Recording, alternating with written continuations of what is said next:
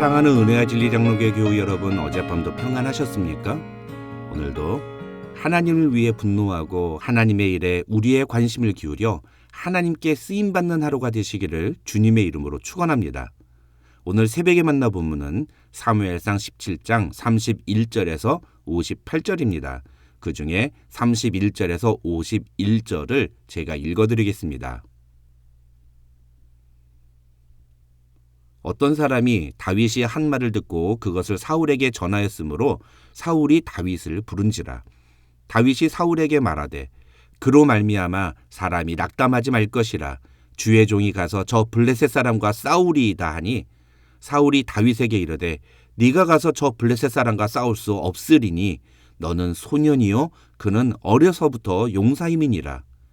다윗이 사울에게 말하되 주의 종이 아버지의 양을 지킬 때에 사자나 곰이 와서 양떼에서 새끼를 물어가면 내가 따라가서 그것을 치고 그 입에서 새끼를 건져내었고 그것이 일어나 나를 해하고자 하면 내가 그 수염을 잡고 그것을 쳐 죽였나이다. 주의 종이 사자와 곰도 쳤은즉 살아계시는 하나님의 군대를 모욕한 이 할례받지 않은 블레셋 사람이리이까 그가 그 짐승의 하나와 같이 되리이다. 또 다윗이 이르되 여호와께서 나를 사자의 발톱과 곰의 발톱에서 건져내셨은즉 나를 이 블레셋 사람의 손에서도 건져내시리이다. 사울이 다윗에게 이르되 가라, 여호와께서 너와 함께 계시기를 원하노라. 이에 사울이 자기 군복을 다윗에게 입히고 노투구를 그의 머리에 씌우고 또 그에게 갑옷을 입히매 다윗이 칼을 군복 위에 차고는 익숙하지 못하므로 시험적으로 걸어보다가 사울에게 말하되 익숙하지 못하니 이것을 입고 가지 못하겠나이다 하고 곧 벗고 손에 막대기를 가지고 시내에서 매끄러운 돌 5을 골라서 자기 목자의 제구 곧 주머니에 넣고 손에 물매를 가지고 블레셋 사람에게로 나아가니라.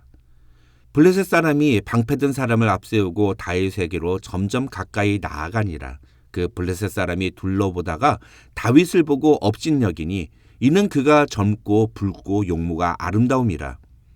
블레셋 사람이 다윗에게 이르되 네가 나를 개로 여기고 막대기를 가지고 내게 나아왔느냐 하고 그의 신들의 이름으로 다윗을 저주하고 그 블레셋 사람이 또 다윗에게 이르되 내게로 오라, 내가 네 살을 공중의 새들과 들짐승들에게 주리라 하는지라.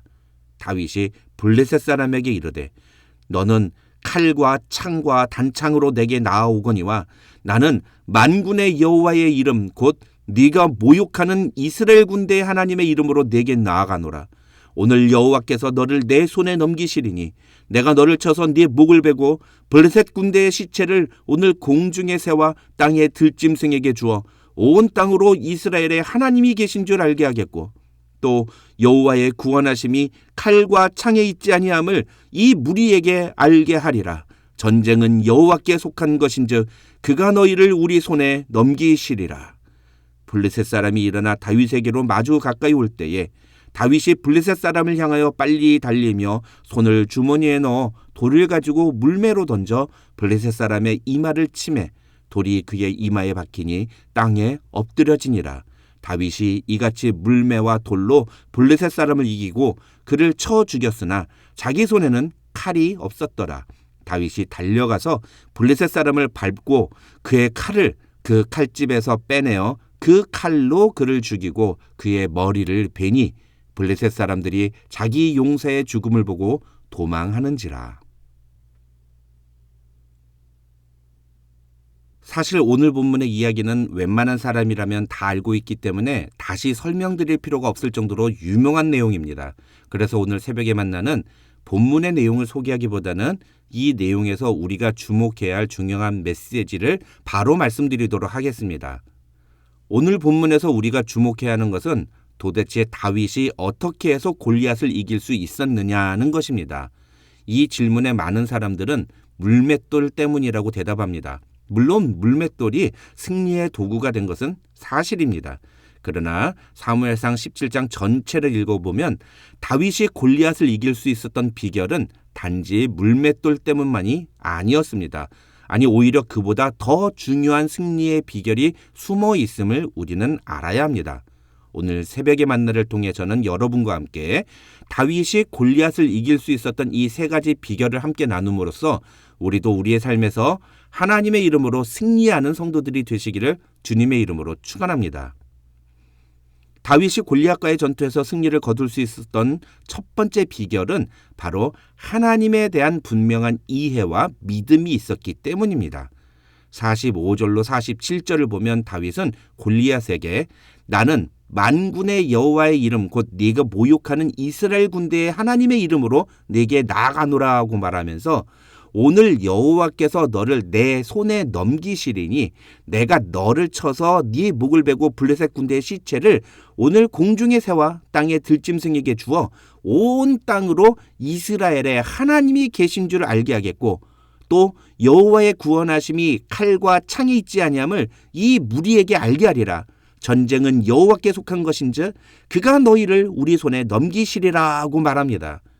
여기서 우리가 주목해야 하는 것은 다윗이 전쟁에서의 승패가 창이나 칼에 달려있는 것이 아니라 하나님께 달려있다는 사실을 말하고 있다는 것입니다. 이것은 우리가 지난주에 살펴본 요나단의 고백과도 똑같은 것입니다. 다윗은 골리앗이 갖고 있는 신체적인 조건이나 무기를 두려워하지 않았습니다. 왜냐하면 하나님의 능력에 비하면 이런 것들은 아주 보잘것없는 것이었고 아주 하찮은 것들에 불과하기 때문입니다. 다윗은 바로 이것을 보는 눈이 있었던 것입니다. 사랑하는 성도 여러분, 우리가 이 세상에서 승리하는 인생을 살아가려면 저와 여러분에게도 이 눈이 반드시 필요합니다. 우리는 이 눈을 가리켜서 믿음이라고 말합니다. 이 믿음은 철저히 하나님이 어떤 분이신지 그분이 어떤 능력을 가지신 분인지에 대해서 아는 것입니다. 비록 내가 갖고 있는 능력은 보잘것이 없고 내 지금 상태는 아무런 힘이 없을지 몰라도 하나님이 우리와 함께 하시면 어떠한 상황이든지 우리는 너끈히 이길 수 있다. 이런 믿음의 고백을 할 수 있는 이유는 우리의 근거가 아니라 하나님 때문인 것입니다. 제가 창세기 1장 1절을 진짜로 믿으면 우리는 두려워할 것이 없는 믿음을 갖게 된다고 말씀드린 이유가 바로 이 때문입니다. 우리 앞에 놓여 있는 문제가 아무리 크고 아무리 강해 보여도 이 온 우주를 창조하신 전능하신 하나님과 비교하면 아주 작은 것에 불과하기 때문입니다. 인생의 어떠한 문제도 하나님보다 크지 않습니다. 그래서 그 하나님을 믿는 사람은 담대하고 강합니다. 다윗이 골리앗을 이길 수 있었던 두 번째 비결은 바로 이겨본 경험이 있었다는 것입니다. 처음 사울 왕이 다윗을 보았을 때 그는 다윗이 골리앗과 싸울 수 없다고 생각했습니다. 왜냐하면 다윗의 신체적인 조건이 너무나 빈약했기 때문입니다. 그런데 그런 사울에게 다윗은 34절로 37절에서 이렇게 말합니다. 주의 종이 아버지의 양을 지킬 때에 사자나 곰이 와서 양떼에서 새끼를 물어가면 내가 따라가서 그것을 치고 그 입에서 새끼를 건져내었고 그것이 일어나 나를 해하고자 하면 내가 수염을 잡고 그것을 쳐 죽였나이다. 주의 종이 사자와 곰도 쳤은즉 살아계시는 하나님의 군대를 모욕한 이 할례받지 않은 블레셋 사람이리이까 그가 그 짐승의 하나와 같이 되리이다. 또 다윗은 이렇게 말합니다. 여호와께서 나를 사자의 발톱과 곰의 발톱에서 건져내셨은즉 나를 이 블레셋 사람의 손에서도 건져내시리이다. 다윗이 고백하는 것은 크게 두 가지입니다. 자기는 사자나 곰하고도 싸워서 이겨본 경험이 있다는 것이고, 둘째는 그렇게 사자와 곰과 싸울 때 하나님께서 나를 건져주셨던 경험이 있다는 것입니다. 그러니 이번에도 하나님께서 나에게 그렇게 승리를 주시고 나를 보호해 주실 것이라는 겁니다. 신앙생활을 하면서 믿음의 경험을 하는 것은 매우 중요한 일입니다. 이것을 가리켜서 우리는 보통 체험신앙이라고 합니다. 한 가지 조심해야 될 것은 우리의 신앙은 그 체험의 기초에서는 안 됩니다. 우리의 신앙은 전적으로 하나님의 말씀에 기초해야 합니다. 그러나 하나님의 말씀으로 기초를 닦은 후에 거기에 체험이 더해지면 그 믿음은 아주 견고해지고 강력해집니다. 그런 믿음을 가진 사람은 어떠한 일도 두려워하지 않고 넉넉히 감당해내는 모습을 보여주는데 바로 다윗이 그런 믿음을 가진 사람이었고 그래서 하나님을 의지하고 골리앗 앞으로 나아갈 수 있었던 것입니다. 사랑하는 성도 여러분, 저와 여러분도 오늘 본문의 다윗처럼 이런 믿음의 체험들을 더 많이 쌓아가는 성도들이 되시기를, 그래서 우리의 삶 속에서 우리가 만나는 수많은 대적들을 우리가 너끈히 이겨내는 그런 승리하는 성도들이 되시기를 주님의 이름으로 축원합니다. 마지막으로 다윗이 골리앗을 이길 수 있었던 세 번째 비결은 바로 물맷돌입니다. 이 물맷돌은 다윗이 갖고 있었던 자신만의 독특한 기술이고 경험을 의미합니다. 자기에게 익숙한 것입니다. 다윗이 골리앗과 싸우겠다는 의지를 아주 확고하게 표현하자 사울은 다윗에게 나가서 골리앗과 싸우라고 허락합니다. 그러면서 자기가 입고 있었던 군복과 칼을 내어줍니다. 하지만 39절을 보시면 다윗은 사울이 준 군복이 자신과 맞지 않다면서 대신에 나가서 시내에서 매끄러운 돌 5개를 골라서 손에 물매를 가지고 골리앗에게로 나아갑니다. 48절 49절을 보시면 그 긴박한 상황에서 다윗이 얼마나 능숙하게 물매를 사용하는지 자세히 묘사되어 있습니다. 여기서 중요한 것은 물맷돌 자체가 아니라 다윗이 물맷돌에 익숙했다는 것입니다. 만약 사울왕이 다윗의 물맷돌을 가지고 나가서 싸웠다면 골리앗을 이길 수 있었을까요? 다윗이 사울의 갑옷과 칼에 익숙하지 않았던 것처럼 사울도 다윗의 물맷돌로는 전혀 싸울 수 없었을 것입니다. 물맷돌은 다윗 자신이 갖고 있었던 자신만의 독특한 기술이자 경험이자 실력이었던 것입니다.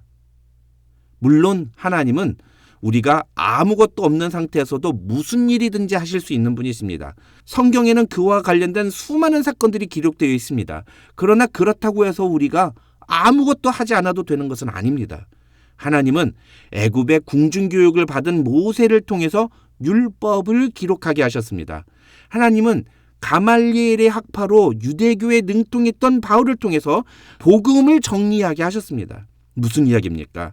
하나님은 우리의 상태를 무시하고 우리를 사용하시는 것이 아니라 우리의 경험과 우리의 지식과 우리의 실력을 사용하셔서 하나님의 일을 이루신다는 뜻입니다. 아무 일도 하지 않으면서 하나님은 능력의 하나님이시니까 내가 아무것도 하지 않아도 하나님이 원하시면 무슨 일이든지 다 하실 수 있다, 이렇게 말하는 것은 믿음의 말이 아니라 그저 게으른 모습일 뿐입니다. 자신의 게으름을 하나님의 책임으로 떼오려는 매우 잘못된 태도일 뿐인 것입니다. 오늘 우리의 삶에 놓여 있는 골리앗과 같은 삶의 문제가 무엇입니까? 그것을 이기기 위해 우리도 하나님이 어떤 분이신지를 분명히 알아야 하고 그분을 의지하는 믿음이 있어야 합니다. 그리고 그 믿음으로 인한 체험들과 우리 자신만의 실력과 경험을 가지고 있어야 합니다. 그때 우리도 골리앗과 같은 적들을 넉넉히 이길 수 있을 것입니다. 저와 여러분도 이런 승리를 경험하는 하나님의 사람들이 되시기를 주님의 이름으로 축원합니다.